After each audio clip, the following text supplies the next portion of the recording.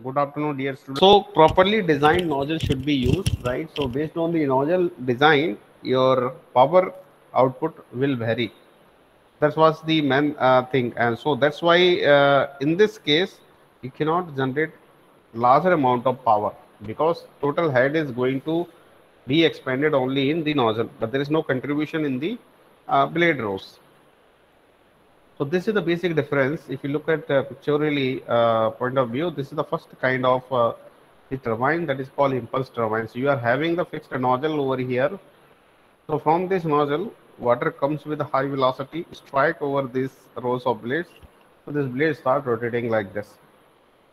So if you look at the total drop of head is taking place only in this fixed nozzle. These are the fixed nozzle to which water is coming. So total head loss is taking place here. So what nozzle is doing basically, it is converting uh, the head into the kinetic energy. So there will be a sudden increase in fluid velocity. So the moment it strikes over the blade. So if you look at the blade profile, it is some sort of a curved kind of profile that we usually say as a bucket type of rose. So it strike exactly at the center, and due to which there will be momentum transfer, and this blade rolls will start rotating. So the moment it starts rotating, shaft will also be rotating. That is directly coupled with the generator. You will get the electric energy output from it. So for the small to medium capacity power requirement, we can use the impulse turbine. But if we are looking for high rate of power, production, in that case, these are not suitable. So we have to utilize the effect of reaction.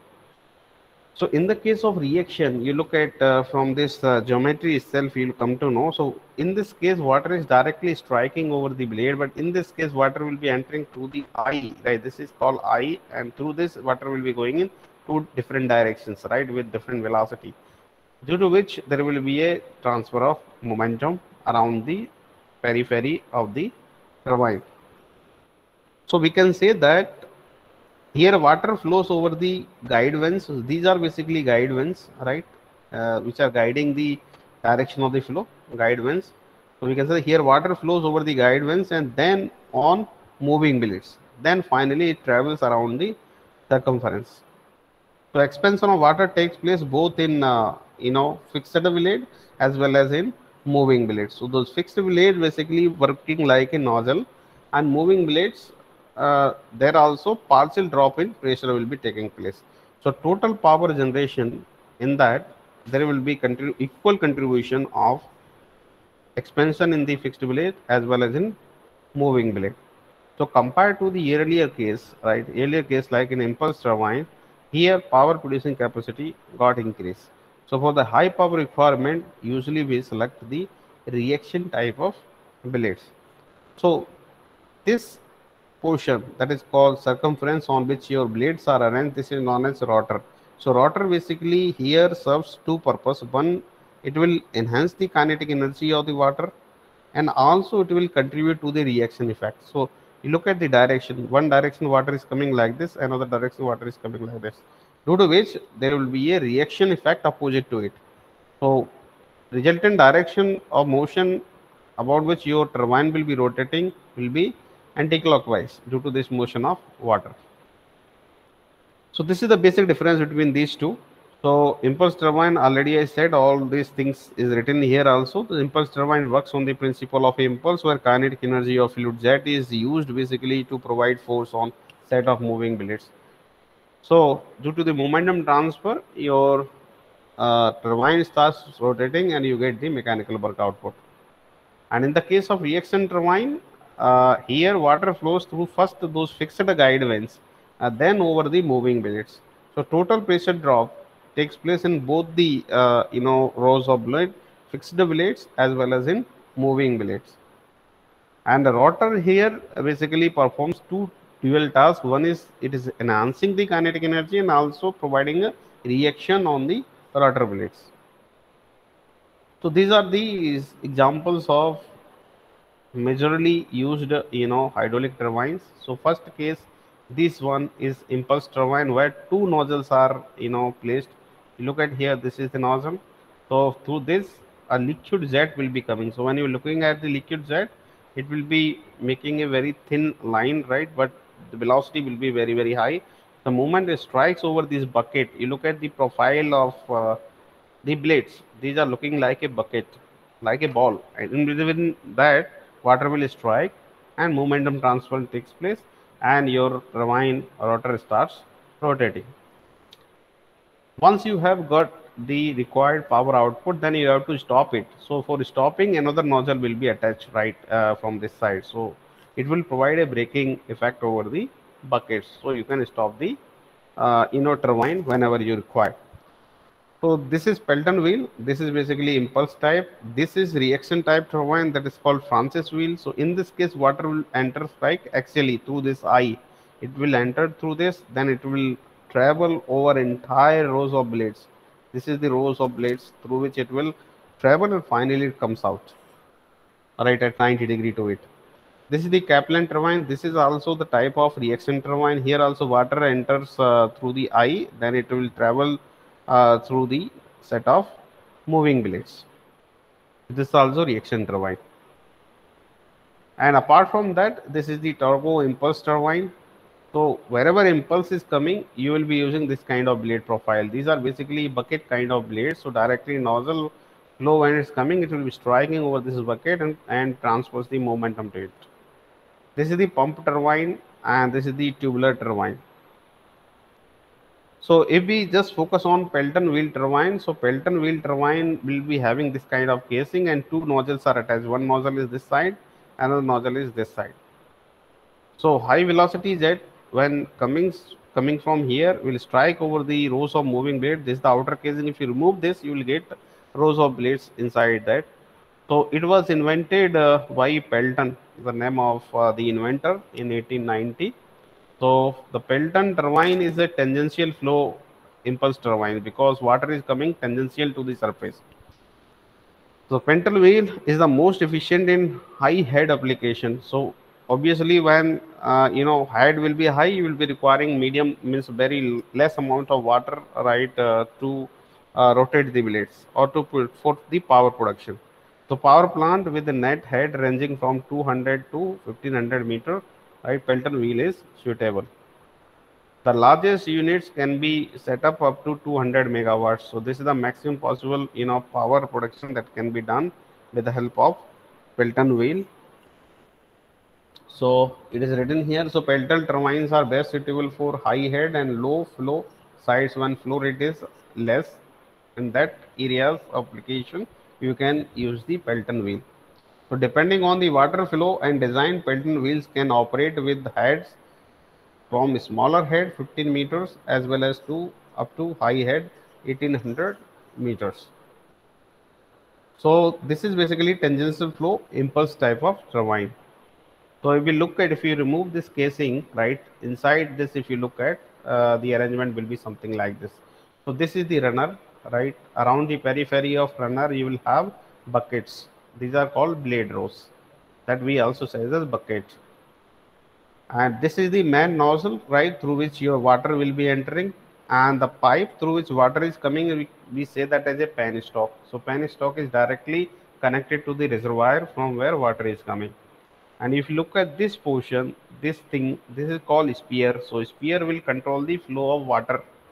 How much water is required, that much only it will be allowed. So it will be moving backward and as well as forward. So when it is going backward, it will allow the flow to happen. When it is moving forward, it stop the flow. And this conversion type of area that you are seeing here is called nozzle. And you know the purpose of nozzle. Nozzle basically converts, pressure energy into the kinetic energy. So high velocity jet, this kind of jet you will be getting. So this jet is coming at very high speed, it strikes over the buckets and transfers the momentum, due to which runner will start rotating. A runner is mounted over a shaft. This is the shaft which is directly coupled with the generator where you are getting the electrical output. And finally, if you want to stop it, you will be using the brake nozzle. So brake nozzle will be situated over here. So the moment you want to stop the runner, you can apply the flow from this direction. So it will stop the runner. And this is the outer casing. So this is These are the minimum, required equipments or parts of the Pelton wheel turbine. So one by one we will see this. So first one is the nozzle arrangements. This is the nozzle arrangement conversion type, which is directly connected to the penstock. This is the spear. Purpose of spear is to control the flow rate of the water inside the turbine. Second one is runner. If we just focus on runner, runner will be mounted over the shaft. This is the shaft over which this kind of blades will be attached. You look at the blade profile. These are the bucket kind of blade profile. So water will hit exactly at center. Then it will flow this side as well as this side. The ball kind of structure it is. So this is these all arrangements, all blades are known as buckets. This is the shaft, common, and this portion is called runner. This is the runner. So here angle is also mentioned. So water jet is striking the bucket on the splitter of the. This is the splitter. Exactly, the center is called splitter. Get deflected by around 160 to 170 degrees. So the moment it is following this surface, they will be coming out at an angle of 160 to 170 degree. Next one is casing. So outer covering is basically called casing. It is made of cast iron or fabricated steel plates. The main function of casing is to prevent splashing of water outside, right? To discharge water into the tail race. Last one is braking jet. This is very very important, right? Particularly to stop the turbine. So once you have got the mechanical power output, you have to stop the runner. So in that case, you will allow the flow of water to be happen through braking jet. So it will provide the braking effect over the runner. So these are the specifications, right, of one of the type of Felton wheel. So gross head, if you look at 1748, so it is suitable from 15 meter to 1800 meter. So net head was available only 1625. So remaining whatever difference you are getting here is called major losses. Jet velocity is 177 meter per second, and power output what it was generating is 18.6 megawatt at a speed of 500 meter per second. And jet diameter is 94.2 mm, and pitch diameter of the wheel is 3.319 meter. This is talking about the rotor, diameter. So these are the general specification of the Pelton wheel. They may be, varying depending on the initial gross head that you are going to use. Based on that, the dimension will also be varying.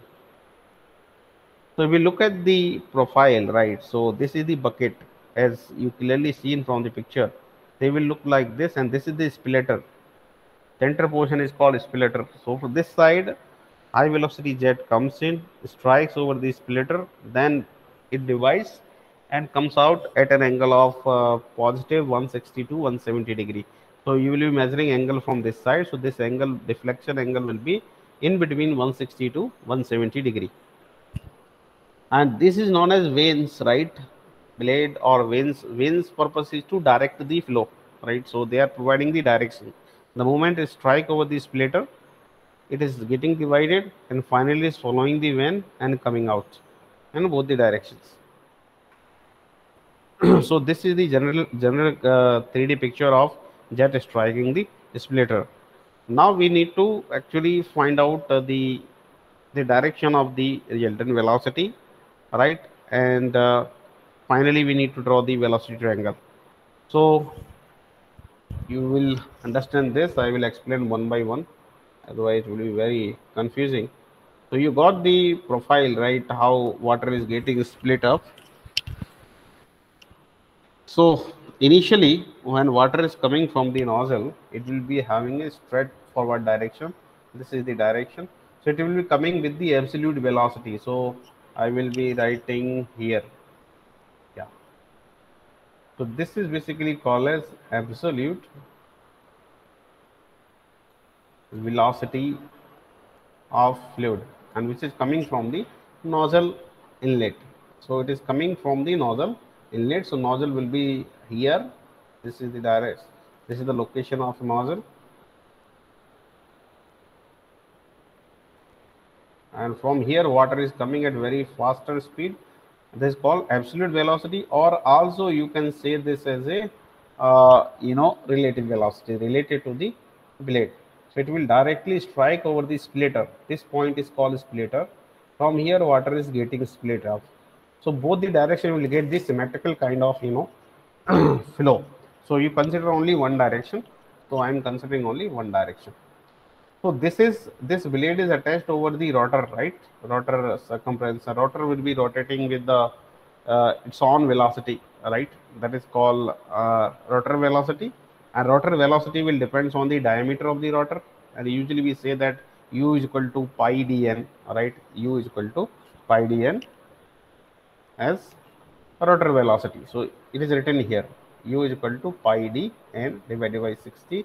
This is called rotor velocity. And look at here, when water is coming like this, it will following this surface. This is called vane. We already said that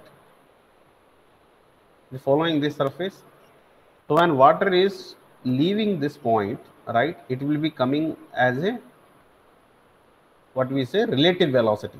So the velocity by which water is leaving the tip of this vane is called relative velocity at exit. So this is the exit, entry is here, this is the exit. So exit point we are seeing as 2. So whatever velocity or angle that you are writing, that will be corresponding to the second point. So it is better you mention here this is the second point and this is the first point. The velocity by which it is coming out is called relative velocity. This is called axial velocity, right? Axial velocity. So this is the axial velocity. This is the relative velocity, and the resultant of this will give the absolute velocity at point 2. So this is the absolute velocity. So this is the relative velocity. This is the absolute velocity. This is called axial velocity.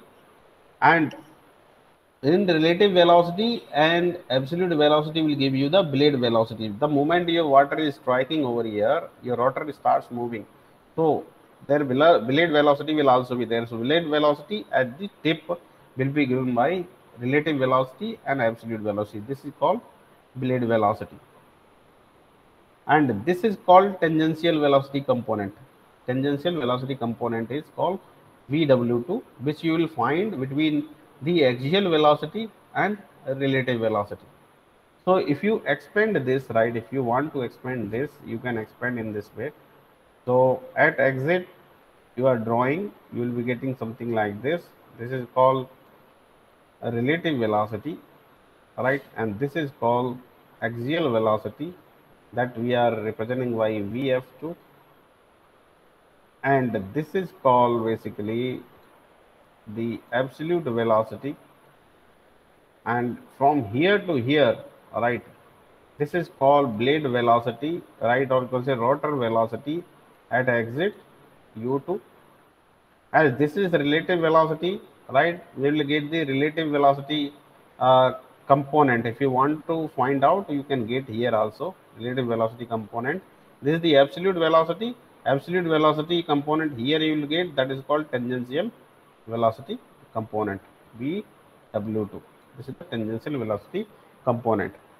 Now you look at the angles. This is called flow angle. Phi is known as flow angle, and this is known as blade angle. Blade angle is beta, and blade angle will be between the absolute velocity and the blade velocity. So this is your absolute velocity and your blade velocity. In between you will get the beta, which is given over there here, and the flow angle will be given between the rotor velocity and relative velocity, which is over here. This is known as phi. Flow angle, this is known as blade angle.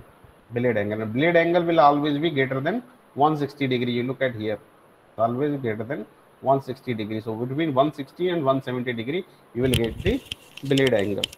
So this is known as the exit velocity triangle. Entry, you will have only linear velocity, that is already know absolute velocity, which is also equal to the tangential velocity component, and that is the summation of your rotor velocity and relative velocity component. So these two together is known as the absolute velocity at the entry, but at exit you can find out this separately. If you want to find out the u2, you have to take the component of absolute velocity and relative velocity. So you can say vr2 cos phi plus v2 cos beta will be called as blade, or you can say rotor velocity at the exit. So here it is given. So velocity by which your water is striking at the splitter can be got by this expression under root 2gh, and this is known as rotor velocity given by pi dn divided by 60, which is fixed at entry as well as exit. So rotor will be rotating at a fixed speed. So u1 and u2 both will have same value, which is equal to pi dn divided by 60. So diameter of the rotor and the rpm by which it is rotating, you can get. Once you know this, you can find out the relative velocity at exit and absolute velocity at exit, because blade angle is also fixed. That depends on the geometry of the blade. So that will be lying between 160 to 170 degree. Very narrow range is there. Only unknown parameter is flow angle, that you can easily be find it out, because you know the rotor velocity, you know the beta also, and one of these parameter will be given. So absolute velocity will be known. With the help of these three, you can find out the remaining parameters. So now we'll write the equation for the work developed, or you can say the power developed from the Pelton wheel. So from impulse momentum theorem, you know that the force with which the jet strikes the bucket along the direction of van is given by the rate of change of momentum. That is called momentum principle, you studied. So force along the direction is known as mass of water per second into change in velocity along x direction. So when you are talking about change in velocity, so initial velocity is this absolute velocity, that is also equal to tangential velocity vw1, and if you come over here, here tangential velocity is bw2. So change in velocity, difference in bw2 and bw1 you have to take. So we can write this is the mass flow rate, that you know rho e into velocity. This is the area, right? A change in tangential velocity component at entry and exit, you can say vw1 minus. Why this minus is coming? In this, at entry the direction is like this for vw1, but at exit it is opposite. That's why that minus sign is coming in this bracket. So we can say vw1 minus minus vw2. So if you solve this, you will get like rho a b1 bw1 plus bw2. These both are the tangential velocity component. How will you get the tangential velocity component? These are the component of the absolute velocity, right? Looking in this diagram. In first case, it is horizontal. That's why we say absolute velocity at entry is exactly equal to the tangential velocity component. But at exit, it is not exactly equal to v2. So you need to find out from here. v2 cos beta will give you the tangential velocity component at exit, that you need to consider. That will come over here. So you can find out the work developed per second. This W D Y S is the work developed per second. So you can say Fx into U. So force into velocity. Which velocity? Rotor velocity that you are considering with. So multiply this entire equation with rotor velocity U. You will get the work developed per second. So work developed per second is known as power. It's also known as power. Now we will define the efficiency. So the input to the jet per second is basically kinetic energy. And how will write the kinetic energy? Half mv square, right? So you write the mass flow rate equation. So mass flow rate is called rho a into v. So this equation rho a vq is coming in this way. So when you are solving this, I will be writing additional term here. So this is half m v square is known as kinetic energy. So kinetic energy per second you are expressing. So you can write mass flow rate, and you know the mass flow rate equation, that is rho into area into velocity square. That's why it is becoming rho a vq, which is coming over here. So this is the kinetic energy per second by which your water is entering into the rows of blades. So the efficiency of jet can be given as output per second divided by the input per second. What is the output of it? Output is your power that you got divided by the input. What you are supplying the kinetic energy. So the ratio of this will give the blade efficiency or the efficiency of the Pelton wheel.